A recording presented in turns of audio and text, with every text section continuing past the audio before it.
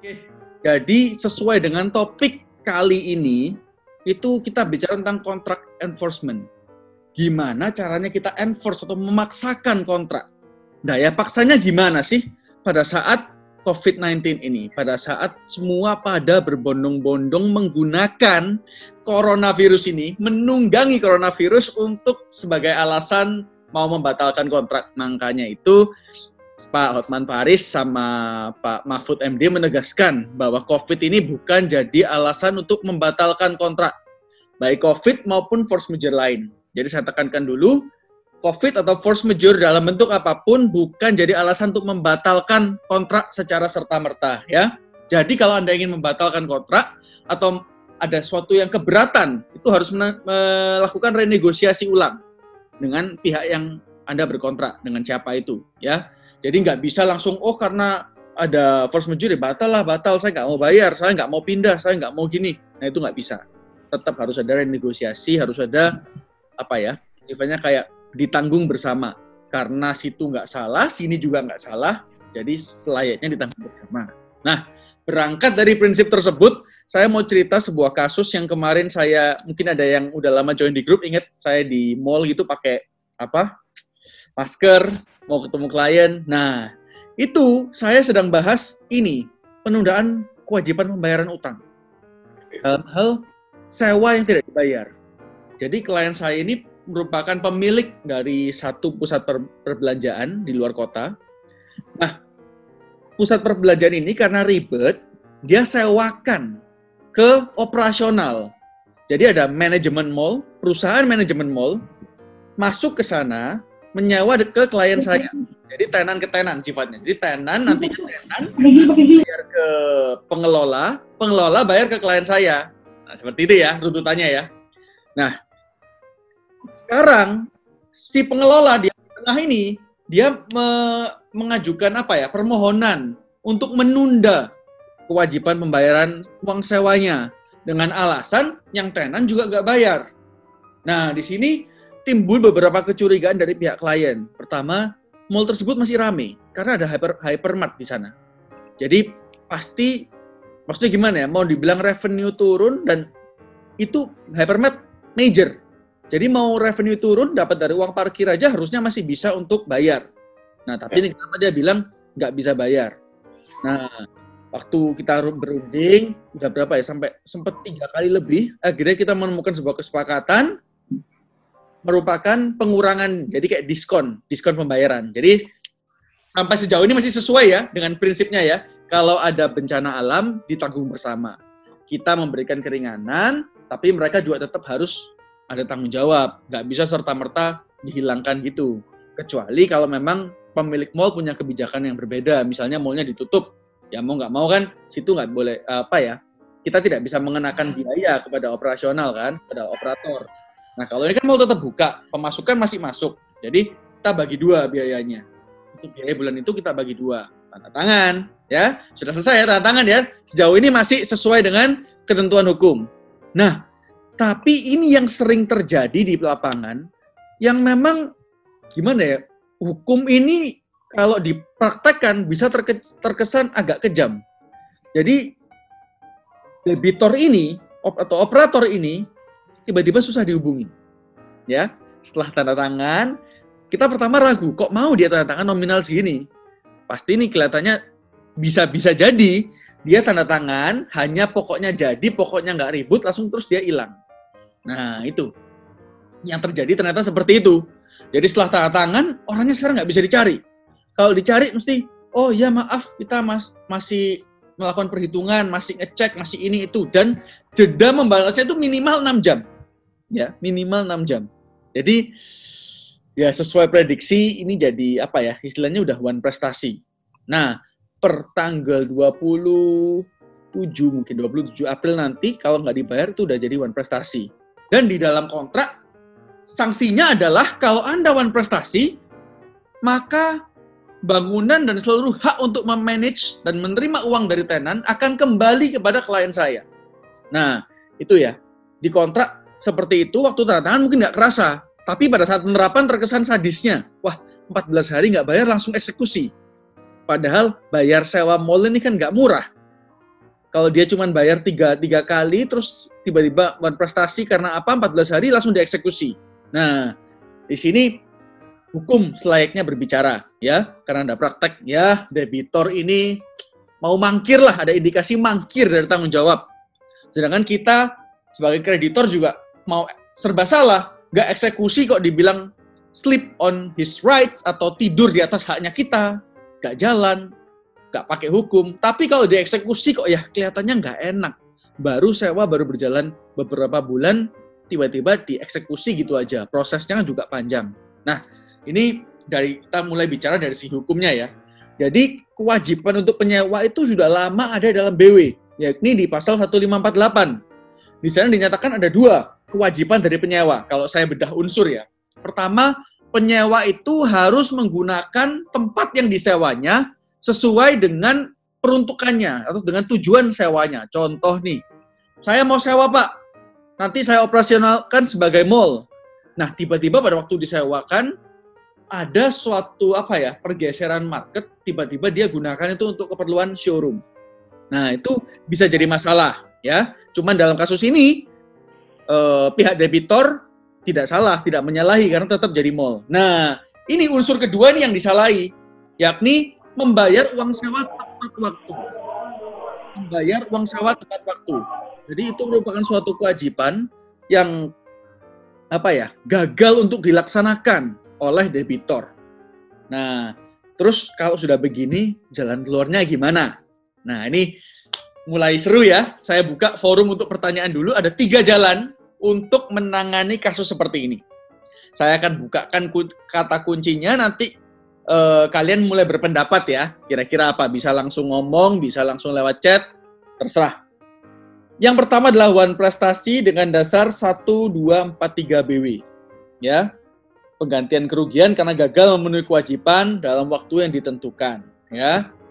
Nah, itu kira-kira nih, dalam kasus seperti ini, kalau Anda jadi saya, atau jadi tim kuasa hukum klien saya, kira-kira apa yang Anda lakukan kalau mau menggugat atau memperkarakan kasus nggak bayar ini dalam rangka one prestasi? Oke, saya open. Go!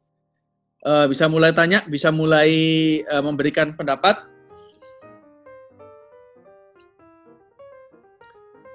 Nah, ini ada Gunawan tanya ini ya. Bagaimana enforcement terhadap pelanggaran kontrak, nilai kontraknya kecil? Nah, kalau digugat, one prestasi gimana? Wajar nggak? Atau layak nggak? Itu kembali lagi, masing-masing ke kita dan masing-masing kuasa hukumnya. Kalau Anda pakai kuasa hukum swasta, profesional, bukan profesional ya, dibilang ya swasta lah ya, yang tidak terafiliasi oleh instansi apapun, kok rasanya kurang worth it. Tapi kalau Anda memanfaatkan jasa yang ditawarkan oleh orang tuanya Pak Yuris Tisio gitu, LBH, mungkin bisa jadi worth it. Kalian anggaplah belajar enforce hak Anda, ya kan? Seperti itu. Nah, kalau ini gimana nih? Kalau dalam kasus saya, kalau Anda sebagai tim kuasa hukum klien yang punya pusat perbelanjaan, terus operatornya one prestasi, kira-kira gimana prosedur penggugat untuk enforce kontraknya gimana lewat one prestasi? Ada yang tahu? Lika-likunya mungkin? Gunawan, Bastian, atau yang baru-baru datang, Pak Yuris, siapapun bolehlah kita open ya di sini, saling bertukar pikiran. Kalau mau praktek, bagi yang sudah praktek ya, gimana caranya enforce kontrak itu kalau penyewa nggak bayar sewa gitu, secara one prestasi. Oke? Nah, kirim somasi. Nah, ini benar ya. Somasi sesuai dengan 1338. Kenapa? Karena di pasal 1243 BW juga harus, atau di pasal selanjutnya saya agak lupa, tapi di sana ditentukan bahwa harus ada peringatan akan kelalaian atau pernyataan akan kelalaian. Memang salah satunya adalah perjanjian itu sendiri. Kalau memang perjanjian itu menentukan tanggal 23 April harus bayar, lewat 24 April sudah jadi one prestasi. Tapi alangkah baiknya dalam praktek selalu disertai dengan bukti somasi atau peringatan kepada pihak yang lalai untuk membayar bahwa ini sudah waktunya bayar. Itu ya, somasi ini tidak wajib, tapi biasanya dilakukan 3 kali dalam jeda 7 hari. Nah, dalam kasus ini agak mustahil karena kalau 3 kali 7 hari berarti total waktu grace period yang kita berikan itu 21 hari. Dan itu terlalu lama. Ya, terlalu lama. 14 hari plus 21 hari agaknya terlalu lama. Jadi kalau somasi sekali aja bisa nggak? Ayo. Ada yang tahu? Atau mungkin somasi 3 kali tapi jedanya cuma 2 harian. Jadi 2 hari somasi, 2 hari lagi somasi, 2 hari lagi somasi. Bisa nggak? Melanggar nggak itu? Prakteknya kan orang 7 hari nih. Halo, selamat sore, baru hadir. Ya, namanya siapa Pak ini yang bicara? Aris Agita. Aris Agita, oke Pak Aris. Ya, gimana pendapatnya? Apa ya gininya, apa namanya terkait awalannya baru masuk. Oke, jadi ada klien yang atau belanjaan atau mall, lalu pengelolanya itu gagal bayar ke dia, jadi tidak bayar uang sewa. Nah, dalam rangka kita jalur berprestasi, kira-kira itu maaf nggak jelas, bisa diulang Kak? Oke, ini jelas nggak? Ya lumayan jelas. Jadi kira-kira bisa nggak kalau misalnya kita mau somasi itu jangka waktunya cuma 2 hari aja. Jadi somasi 1 tanggal 23 April, somasi 2 tanggal 25, somasi 3 tanggal 27. Kira-kira boleh nggak? Jangka waktu cuma 2 hari. Tergantung isi somasinya nggak sih? Apa kapan dikasih keterangan kapan akan disomasi balik lagi? Ya, benar. Jadi benar Pak Putu Aris Agita. Jadi memang prakteknya 7 hari ya.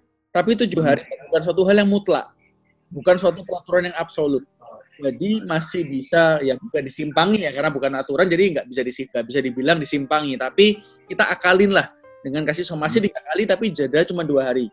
Kita di sana membuat alasannya kenapa cuma 2 hari? Karena udah 14 hari. Karena itu kan berkaitan juga pada kepentingan klien kami agar cepat agar cepat dilalui, lebih baik cepat juga somasinya diberikan. Kalau misalnya nunggu 7 hari somasi 7 hari akan lebih lama nanti kemudian hari kan seperti itu. Ya, benar. Itu alasannya. Dan ada cara lain, yakni sebelum 14 hari keterlambatan itu kita udah mulai somasi. Jadi begitu dibayar tanggal 14. Tanggal 15 kita nggak grace period, langsung aja somasi. Hari kemudian langsung somasi. Jadi nggak lama. Seperti itu ya kira-kira Pak Sagita ya. Iya. Masuk ya. Jadi masuk. Grace period langsung aja disomasi pada saat terjadinya prestasi. Tapi ada nggak aturan yang mengatur terkait somasi itu harus dilakukan berapa hari atau tergantung kepada kesepakatan antara kedua belah pihak?